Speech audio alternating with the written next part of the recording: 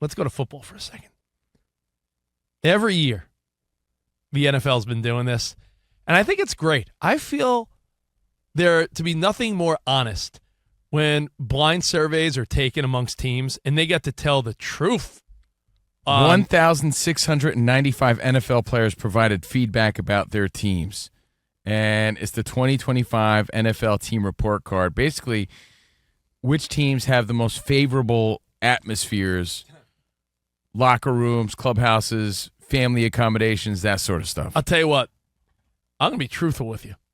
I've worked for companies, not this one. We've never been given the opportunity here at Fox Sports Radio, but I've worked at companies where they're like, hey, fill out this employee survey and tell us what you really think. And my first thought is, I'm not telling you that. You think I don't think you could track it to me? I get all weird about that. Fill out this survey. How do you really feel about SiriusXM or ESPN? No way am I going to be honest. You've exposed the coffee here live on the air before, though. Coffee here is awful.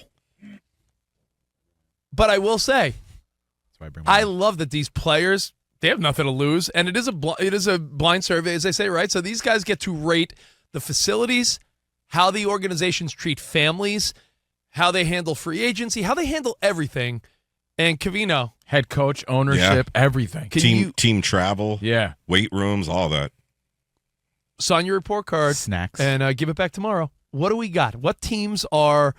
And here's what you got to ask yourself also: is it consistent with success? Meaning, are players on successful teams always going to be happiest? Is it almost like, if your team stinks, there's just a general sense of unhappiness? Or are there sometimes well, the team stinks, but they treat you well? I don't know if there's a lot of correlation, because didn't the Chiefs get a gonna bad say, rating? they The did. Chiefs were the bottom of the list. Bottom yet of they the keep barrel winning, last season, right? So I don't know if there's a correlation to bad team, bad atmosphere. Good team, and good you could atmosphere. also argue that if you're on a successful winning team, that you demand more out of your facilities, which means you may give them a lower grade from the get-go. One may feed the other. Well, the Miami Dolphins, Atlanta Falcons, and the Vikings were the only teams to get an A+ for head coach and ownership.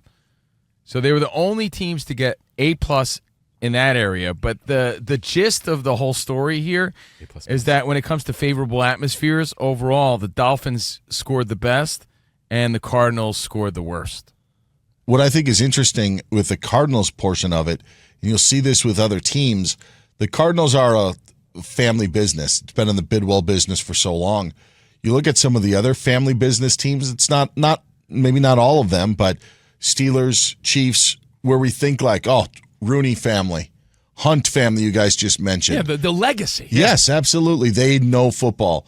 And their ratings aren't as high as some of the, I don't want to say newer owners, because Arthur Blank's been there a while, and Ziggy Wolf's been in Minnesota for a while, but some of the longer franchises are really behind the times in keeping their players happy with things, which I thought was interesting. That's a great observation, DB. You would think, you're right, you think these legacy teams with owners for not centuries but generations, that, man, COVINO, they must have it on lock, but they don't. And not to pull it back to my Mets, it's a different sport and everything, but what is the big thing that every free agent talks about when they say the Mets?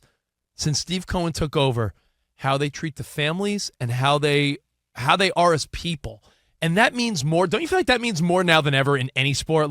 It's because they all make so much money. I think more so now there's an emphasis on how are they to my wife and kids? How are the facilities? How are the trainers? These are all these things matter for sure. But I think they mean more. Would you agree that they mean more now than ever? Seems that way. But I think that we as fans don't always factor that in as a reason as to why these players want to be there. Lifestyle, how they treat their kids. The Dolphins. All these things matter. The Dolphins haven't had a really great run, right? One postseason appearance in the last couple of years. The Dolphins aren't, winning double-digit games every year. McDaniel's a likable coach. Ownership treats him well. Before that, there was the rub with Brian Flores and all that, which wasn't a friendly situation. But the Dolphins, like we said, they scored pretty much the best. They got A's across the board.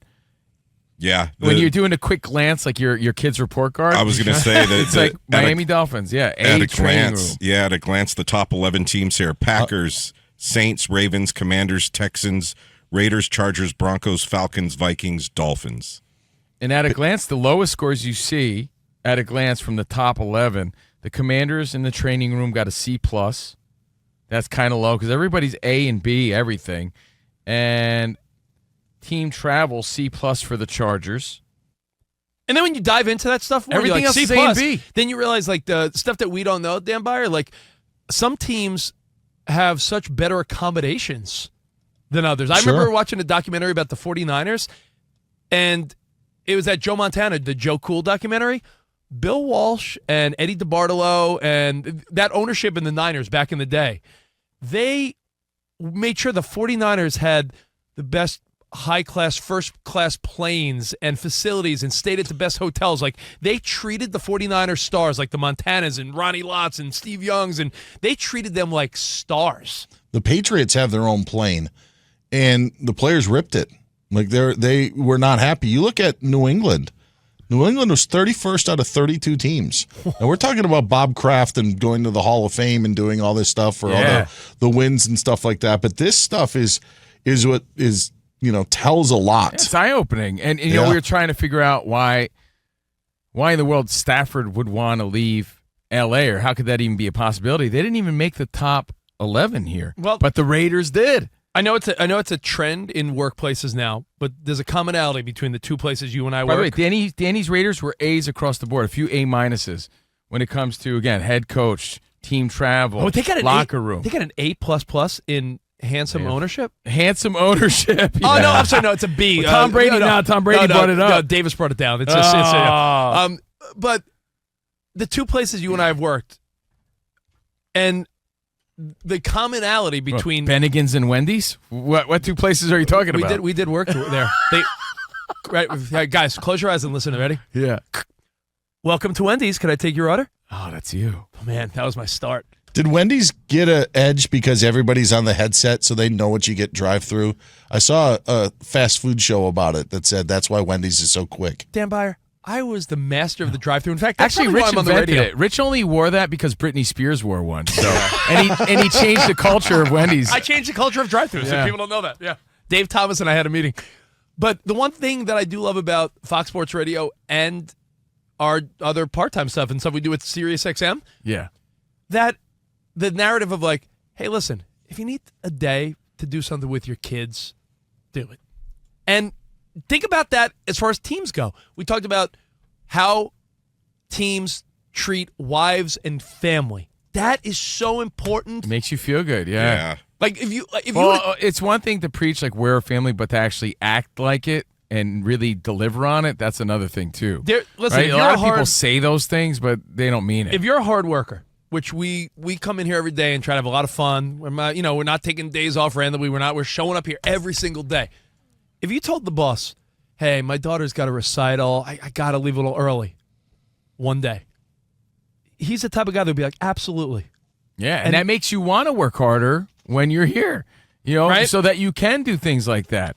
Those things do matter. And again, if you just joined us, Covino and Rich going over the 2025 NFL team report cards. And the other category, props to the Dolphins, and Cardinals need to step their game up. The other category I think is super important is the facilities and the gyms and stuff, because these guys are trying to stay healthy through a 17-game, 18-week schedule.